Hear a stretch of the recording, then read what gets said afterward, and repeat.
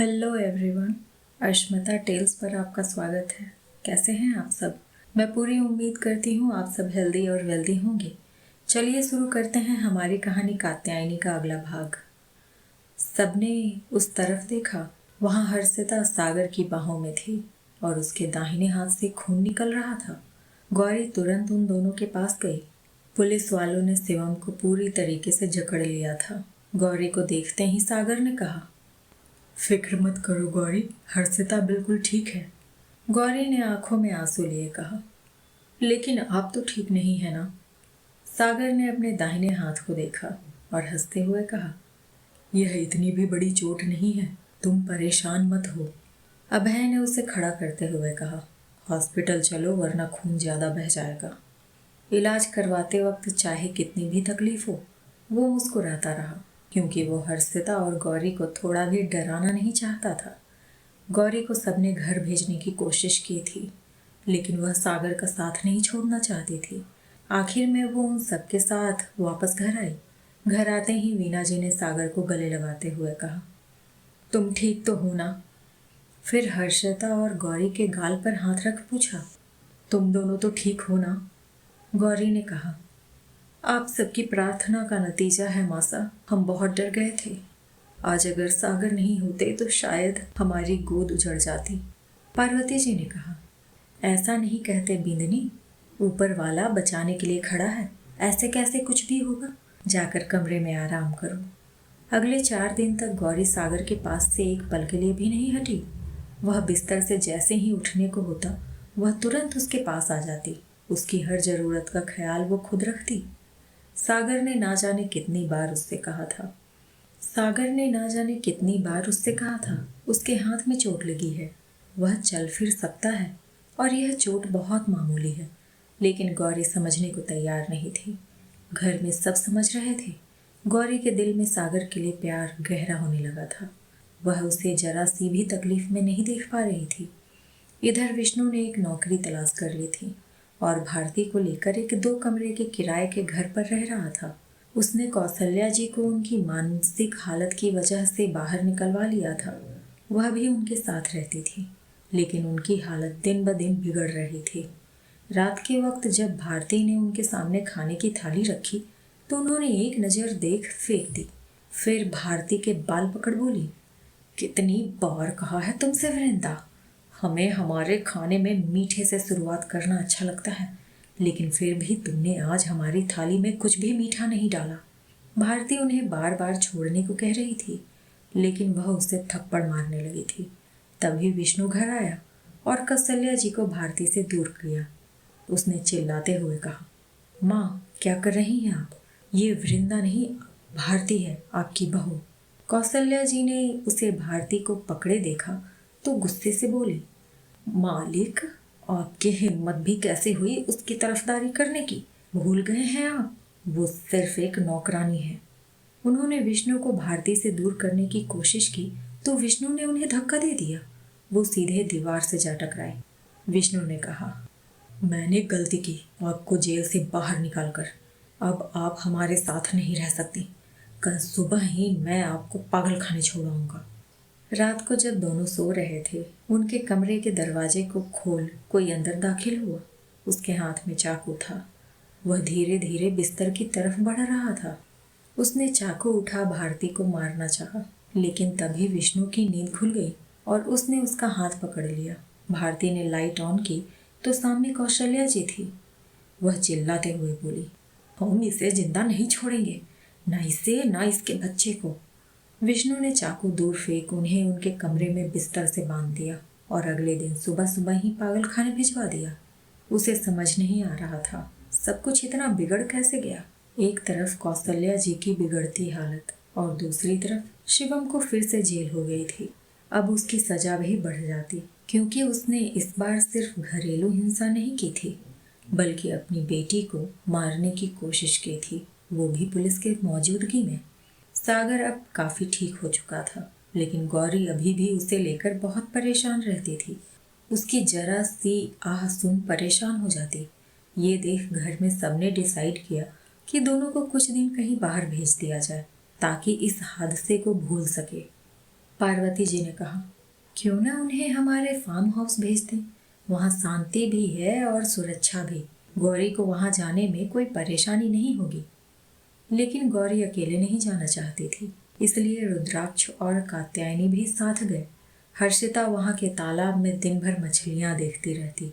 कात्यायनी और रुद्राक्ष उसके साथ वहीं थे। उसने पूछा, मामी, ये फिश क्या खाती है? रुद्राक्ष ने कहा, वो उसी तालाब में मौजूद छोटे छोटे पौधे खाती है। वह उदास हो गई।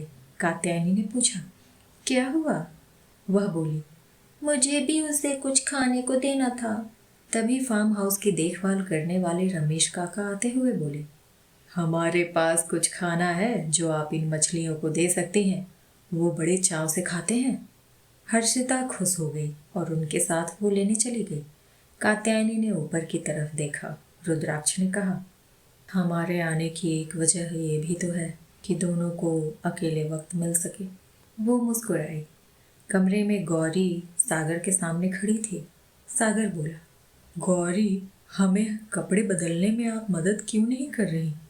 गौरी ने कहा, वहाँ तो कह रहे थे कि आपकी चोट ठीक हो गई है और अब यहाँ शर्ट भी चेंज नहीं हो रही आपसे। सागर ने अपने चोट पर हाथ रखते हुए कहा, लगता है यहाँ आते वक्त ठोकर लग गई, फिर से दर्द हो रहा है। गौरी परेशान हो बोली, हम भाभी सा को बुलाकर लाते हैं।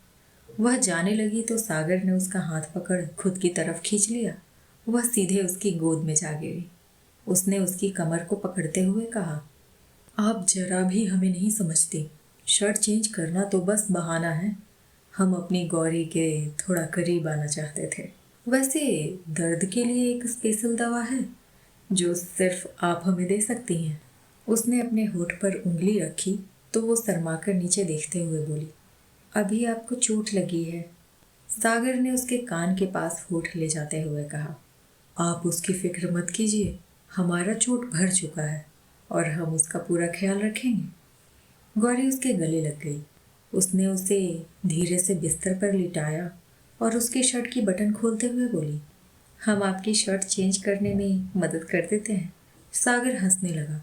शाम को दोनों एक दूसरे का हाथ पकड़े नीचे आए। रुद्राक्ष हर्षिता को खाना खिला रहा था। कात्यायनी बोली, हमें लग रहा था आप दोनों का खाना आपके कमरे में भिजवाना पड़ेगा। सागर ने कहा, भाभी सा, अगर आपके नेक विचार के बारे में पता होता तो हम नीचे नहीं आते। हर्षिता गौरी से लिपटते हुए बोली, मम्मा, आज हम बेबी के साथ सोएंगे। गौरी ने कुछ कहना चाहा तो कात्यायनी बोली, आप फिक्र मत कीजिए, हम उनका पूरा ख्याल रखेंगे। गौरी ने हाँ में सिर हिला दिया। सबने डिनर किया और कमरे में चले गए। सुदर्शन जी चंद्रप्रभा जी से मिलने आए थे। वो उनकी मदद चाहते थे कात्यायनी के भाई तक पहुंचने के लिए, क्योंकि इतने वक्त से कात्यायनी के पीछे रहने के बाद भी उन्हें उसके भाई के बारे में कुछ भी पता नहीं चला था। चंद्रप्रभा जी इस बारे में जानकर खुश भी थी और हैरान भी। उन्हें नहीं पता था कात्यायनी की एक कमजोरी भी है, उसका भाई। चंद्रप्रभा जी ने उन्हें विनायक से मिलने के लिए कहा, लेकिन उसने साफ मना कर दिया, ये कहकर कि वो चंद्रप्रभा जी की कोई मदद नहीं करना चाहता। उनके जाने के बाद विनायक मुस्कुराते हुए बोला, कात्यायनी राठौर का भाई, उसकी उम्र बिल्कुल बादल सिंह के बेटे के इतनी है। वह इतने वक्त में एक बार भी किसी और से मिलने नहीं गई है।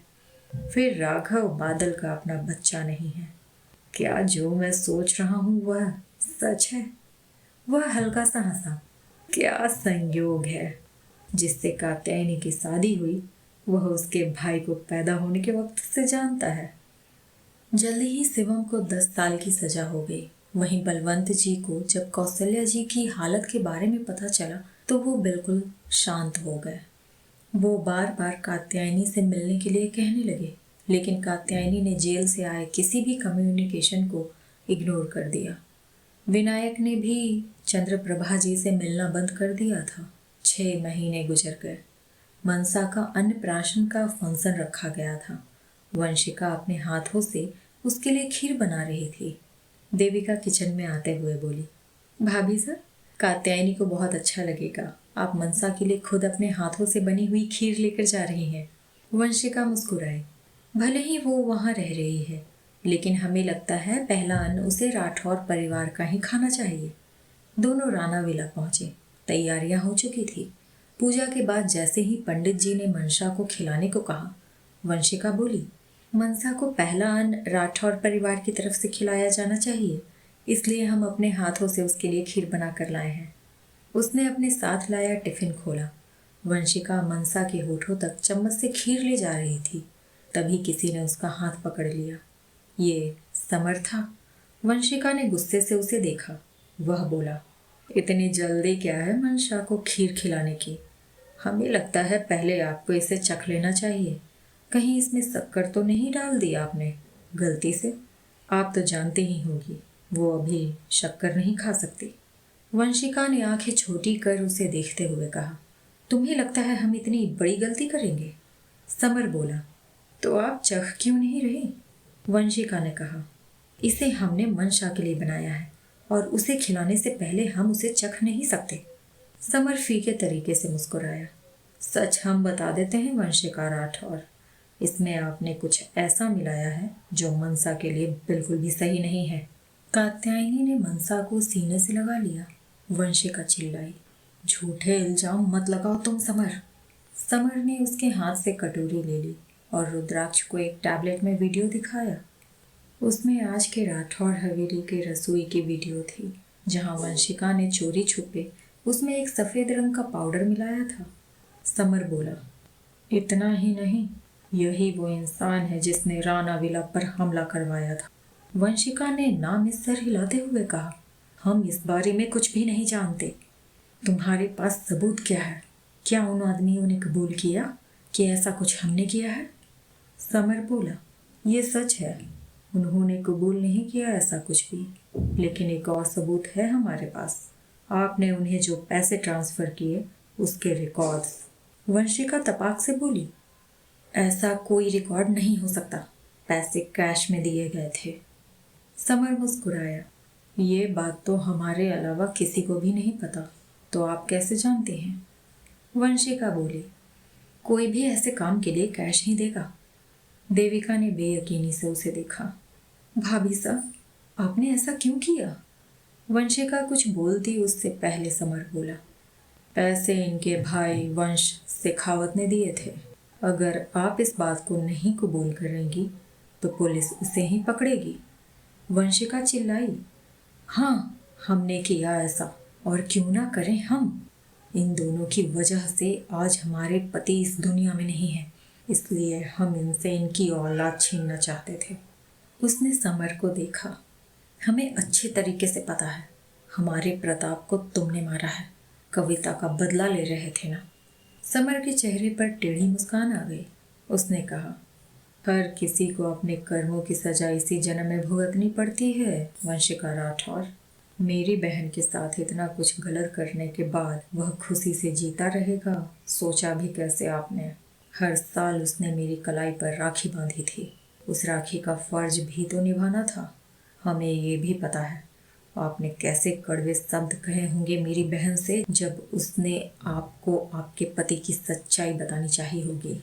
वंशिका याद कर मुस्कुराई। याद है हमें, कविता आई थी हमारे पास जब हम बाहर कुछ खरीदारी के लिए गए थे। प्रताप की शिकायत कर रही थी, लेकिन हमने उससे वही कहा जो सही था। उस जैसी लड़कियां जानबूझकर अपनी तरक्की के लिए किसी के भी बिस्तर तक पहुंच जाती हैं। समर ने हाथ ऊपर करते हुए कहा, वंशिका राठौर, अपनी हद में रहो।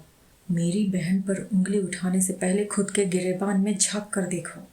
तुम्हारे पति ने ना जाने कितनी गलतियां की होंगी, लेकिन तुमने सब कुछ जानते हुए भी उसे नज़रअंदाज कर दिया। अगर नहीं किया होता तो आज शायद वो जिंदा भी होता और तुम्हारे साथ भी। सभी उसे गुस्से से देखने लगे। रुद्राक्ष ने कहा, अब तक आपके लिए थोड़ी हमदर्दी थी हमें, लेकिन अब समर का गुस्सा सही लग रहा है हमें। तभी विक्रम की आवाज आई, तुमने जो किया है वो भी सही नहीं है रुद्राक्ष। अपने ही भाई को जान से मरवाने की साजिश की है तुमने। रुद्राक्ष ने कहा, हमने कुछ नहीं किया है सिवाय सच का साथ देने के। विक्रम ने कहा, तुम चाहे जो भी कहो रुद्राक्ष, लेकिन सच यही है कि तुम्हारी वजह से प्रताप भाई हमारे बीच नहीं है। शिवानी ने कहा। विक्रम, गलती उसने की थी, इसी के लिए उसे सजा मिली। तुम्हें तो शायद ये भी नहीं पता कि उसने क्या क्या किया था। जो सजा उसे मिली वो बहुत कम है उस तकलीफ के सामने जो उसने लोगों को दिया था। तभी पुलिस वाले अंदर आए। समर मुस्कुराया। वंशिका राठौर, तुम्हें तुम्हारे अंजाम तक पहुंचाने के लिए पूरी तैयारी कर रखा है। पुलिस वाली उसके हाथों में हथकड़ी डालते हुए बोली। आपको मनसा राठौर को जान से मारने की कोशिश करने के लिए गिरफ्तार किया जाता है। वंशिका ने खुद को छुड़ाने की कोशिश करते हुए कहा। तुम सबकी वजह से आज हमारी जिंदगी तबाह हो गई है, बदला हम लेकर रहेंगे, कात्यायनी ने कहा। गलत रास्ते अपनाकर और दूसरों को चोट पहुंचाकर अपनी खुशी के सपने नहीं देखा करते। हमने आपको एक मौका दिया था सुधरने का, अपने बच्चों की जिंदगी सुधारने का, लेकिन शायद आप उसके काबिल नहीं थे। विक्रम ने सबको देखते हुए कहा। अब से हमारा रुद्राक्ष से कोई रिश्ता नहीं देविका, चलो यहाँ से। वो दोनों चले गए। पुलिस वाले वंशिका को अपने साथ ले जाने लगे तो उसने कहा, गौरी, तुम्हें नहीं पता तुम अपने माता पिता के कातिल के साथ रह रही हो। सागर ने गौरी को कंधे से पकड़ते हुए कहा। हमने ऐसा कुछ भी नहीं किया है गौरी। गौरी को सागर की आंखों में सच्चाई नजर आ रही थी, लेकिन उसे समझ नहीं आ रहा था वंशिका ऐसा इल्जाम क्यों लगाएगी। रुद्राक्ष ने हाथ जोड़ते हुए समर के सामने खड़े हो कहा, आज तुम्हारी वजह से हमारी बेटी और हमारी पत्नी सही सलामत है। तुम्हारे ही कहने पर हम कात्यायनी को यहाँ लेकर आए थे और वापस राठौर हवेली नहीं लेकर गए। समर ने उसके हाथ को पकड़ते हुए कहा, हुकुम सा, अगर हम नहीं भी होते तब भी आप उन दोनों को बचा ही लेते। आपने हमारी बहुत मदद की थी, इसके बदले हमारा इतना करना फर्ज है। इधर गौरी वंशिका की बोली बात की वजह से सोच में पड़ गई थी। जगत दादा सा गौरी के सामने आते हुए बोले, शायद अब पूरी सच्चाई आपको बताने का वक्त आ गया है बिंदनी। ये सच है कि आपके माता पिता की मौत में हमारा हाथ था, लेकिन एक और सच है जिससे आप बिल्कुल अनजान हैं।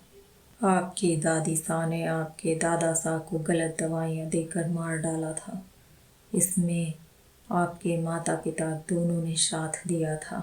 हम सिर्फ अपने हुकुम सा के साथ हुई नाइंसाफ़ी का बदला ले रहे थे। उन्होंने आपके रुद्राक्ष भाई सा को गलत दवाइयाँ देकर पागल करने की कोशिश की थी। वो तो वक्त रहते हमें पता चल गया और चीज़ों को हमने संभाल लिया। उन्होंने ही रुद्राक्ष हुकुम सा के माता पिता को भी मरवाया था। अगर इसके बाद भी हम बदला नहीं लेते तो ऊपर जाकर क्या मुंह दिखाते हुकुम सा को। गौरी के पैर ये जानकर लड़खड़ाने के हुए, लेकिन सागर ने संभाल लिया। उसने आंखें बंद कर ली। एक तरफ उसका खुद का परिवार था जिसने ना जाने कितनी गलतियां की थी, और दूसरी तरफ उसका प्यार और पति सागर, जिससे वह इतने वक्त में बेइंतहा प्यार करने लगी थी। जगत दादा सा ने कहा, बेंदनी, हमारी गलती की सजा इस परिवार को और सागर को मत देना। हमने जो भी किया उसके बारे में किसी को कुछ भी नहीं पता था। वो तो चंद्रप्रभा को जेल भिजवा कर ही संतुष्ट थे, लेकिन हम उनके गुनाह को अनदेखा नहीं कर पाए। गौरी की आंखों से आंसू गिरने लगे।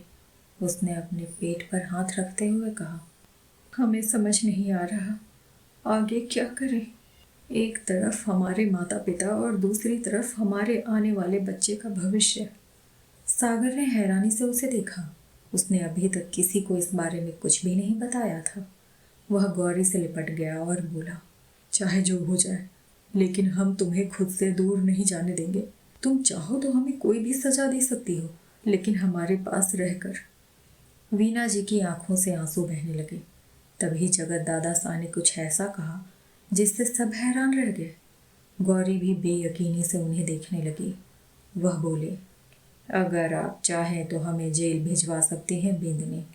आपको दुख पहुंचाने के दोषी हैं हम। अभय और शिवानी एक साथ बोल पड़े, दादा सा, आप ये क्या कह रहे हैं? गौरी बोली, याद है हमें, आपने हमारी पहली रसोई वाले दिन क्या कहा था। आपको जेल जाने की ज़रूरत नहीं है।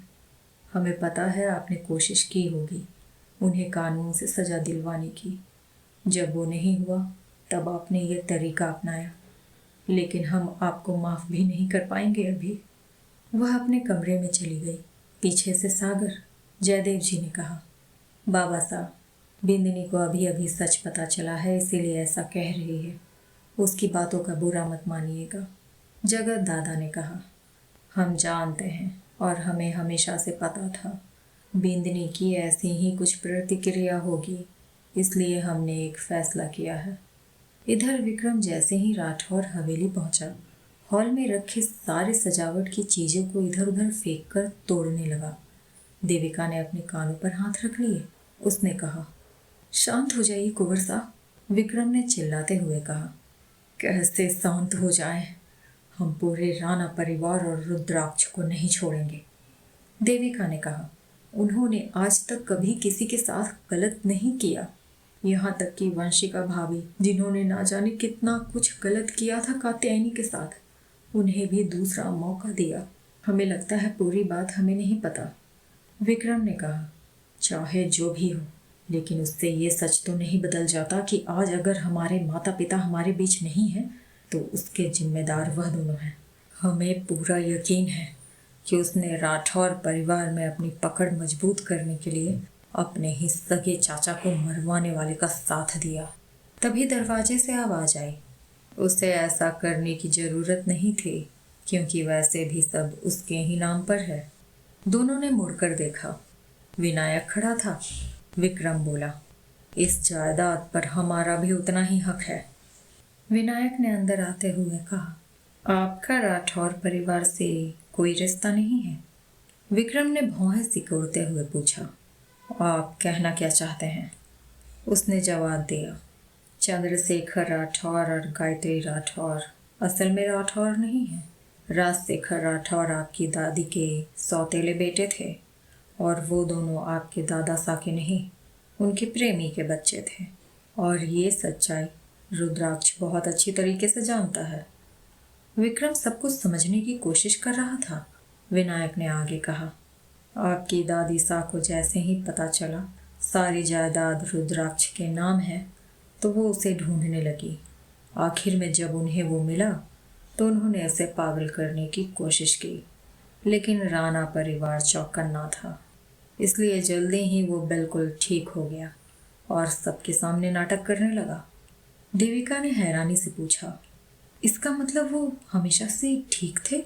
विनायक मुस्कुराया, कई बार कोशिश की है आपकी दादी सा ने उन्हें मरवाने की, हर बार बच गए और फिर उन्होंने आपकी दादी सा को जेल भिजवा दिया। विक्रम ने तिरछी नज़रों से उसे देखा और पूछा, आपको यह सब कैसे पता? विनायक ने उसके कंधे पर हाथ रखते हुए कहा, हमें और भी बहुत कुछ पता है।